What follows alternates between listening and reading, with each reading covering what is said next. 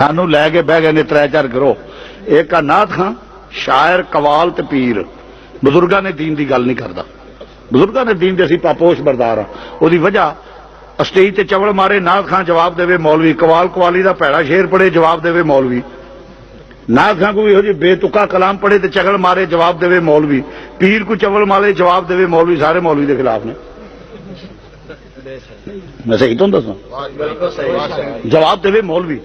اور تاریخ ختم نبوت ہوئے، مسئلہ ختم تاریخ ختم نبوت، تاریخ اسلام نظام مصطفیٰ ہوئے، تاریخ تفض ناموس رسالت ہوئے، یا کوئی مذہبی مسئلہ ہوئے، جیل جائے مولوی، مار کھائے مولوی، لاٹھی چارے چلے مولوی، گالا کھائے مولوی، ڈنڈے کھائے مولوی، مقدمے چلے مولوی، ان عاشقاں چوں ایک کدی سامنے نہیں آیا۔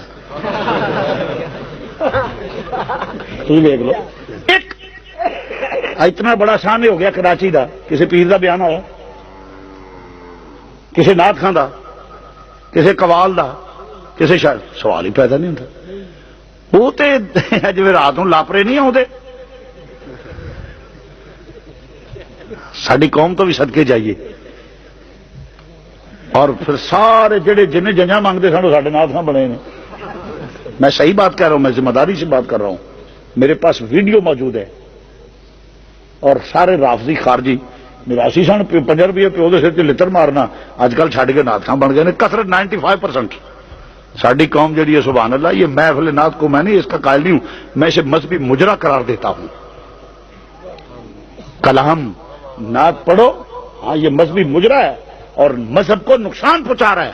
غیر ذمہ دارانہ گفتگو ذمہ دار، چونکہ اسٹیج مذہبی ہوں اس واسطے جواب مولوی دے، اعتراض مذہب تے، وہ سب اپنے آپ ذمہ دار ہیں، سنیوں کا وہ عقیدے نہیں۔ اگلے دن ایک ناز میں پڑھے میں اشرا والے دن کملی تھلے لک جاگا، اللہ مینوں لبے گا، میں کہ بندے دا پتر میں تھلے بس چول دی چول نہ ہوئے تے اللہ کو لکدا پھرنا، تو کفر بکنا پیا، ایک کفر ہے، اللہ کو کیڑا لکے گا؟ اچھا میں کملی تھلے لک جاگا، پاگل دا پتر نہ ہوئے تے، میں کہ ضلالت تسی کرو تے جواب اسی دئیے۔ اور پھر اج کل تے انج بھی عجیب ہو گیا، پہلے ہوں سن نعت کو معقول نعت پڑھی جانی، ماشاءاللہ مسلم شریف برخودار نے پڑھی، میں پہلے سمجھا نہیں لگیا کیا خوبصورتی سی اور کتنا پیارا عشق ہے حضور نال۔ ہوں ڈسکو دور ہے، سرما پاواں پہلا ہونا کہ چمک تو اسے پاتے ہیں سب پانے والے، میرا دل بھی چمکا دے چمکانے والے، اعلیٰ دل دے یا آخنا بھی عجب رنگ پر ہے بہار مدینہ کہ سب جنتیں ہیں نثار مدینہ۔ جے کسی سادے ناز پڑھنے نگنے ٹھنڈی ٹھنڈی وگنی ہے پورے دیے وائے نہیں، آخی نبی پاک نو سانو بھی بلائے نہیں، انہیں بڑے ٹھنڈے جا پیار نہ گل کرے۔ ہوں ڈسکو دور ہے، ہوں تو جناب علی کمال ہو گئی، ہوں سرما پاواں، کنگھی واواں، زلفاں لاواں، سرخی لاواں، پاؤڈر لاواں، ساڑی سواواں، اتنے جناب تلے دا کام کڈاواں، اچھی اڈی والی جُتی پاواں، پوری چمک چھلو بن کے پھر مدینے شریف جاواں۔ میں کہا تو حضور دی بارگاہ چ حاضری دین چلے ہیں کہ ارباں دے بالاں دیاں ودائیاں اڑان جانا ہے، یہ کیڑی نعت؟ کیا تماشا! اور سب اور میراسی جنہ کا کوئی مذہب نال پتہ ہی تعلق ہی نہیں، اور جو کرتے ہیں سٹیج مذہبی ہوں جواب مولوی دے، جواب مولوی دے۔ ہائے ہائے، ایک بات عرض کر کے آگے چلتا ہوں، بارڈر تے یونیفارم پہن کر کھڑا ہے ایک سپاہی جو ہاتھ میں گن تھامے کھڑا ہے، ہندو سکھ گنڈا مرٹا گنڈا، اگر اسے پاکستان کی زمین ملک قوم اگر سب کچھ محفوظ ہے نا تو کس کی بدولت؟ وہ سپاہی، کیونکہ انہوں پتا جی اگے ودیا تے او دی گولی میرے سینے نو چھلنی کر دے گی، او دی گولی میرے سینے نو چھلنی کر دے گی۔ وہ سپاہی ہاتھ میں گن تھامے، موسم کیسا ہو، خزاں ہو، بہار ہو، ژالہ باری ہو، سردی ہو، گرمی ہو، جو بھی ہو، وہ بارڈر پہ کھڑا ہے۔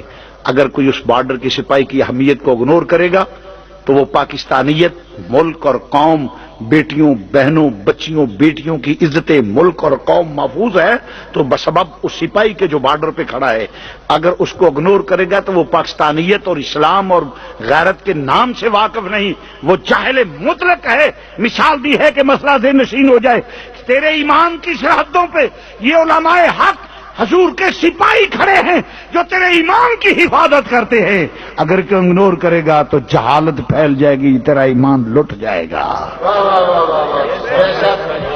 ایمان لٹ جائے گا، تیرا ایمان لٹ جائے گا، کانوں کے چسکے پورے کرنے والے تیرا ایمان لٹ جائے گا۔ اگر عظمت مصطفیٰ پہ کوئی حملہ آور ہو تو تجھے کیا علم کے دفاع کیسے، یہ علماء تمہیں بتائیں گے۔ اور یہاں میں علماء بات کرتے ہوئے میں کبھی محسوس نہیں کیا، جو سچی بات میں کہہ دیتا ہوں، علماء پہ بھی مجھے گلہ ہے، علماء نے استدلال غلط کیے ہیں۔ حسان بن ثابت او جی حضور دے سنا گا نبی نے چادر وچھاتی جی تے ممبر تے بہاتا، ادو جلسیاں دا رواج نہیں سی، ادو جدے تے تنقید ہوندی سی او بھی شاعری چ ہوندی سی۔ عرب کی تاریخ اٹھا کے دیکھو، عرب کی گدی میں شاعری شامل تھی، وہ تنقید کرتے تو اشعار میں، جواب دیتے تو اشعار میں۔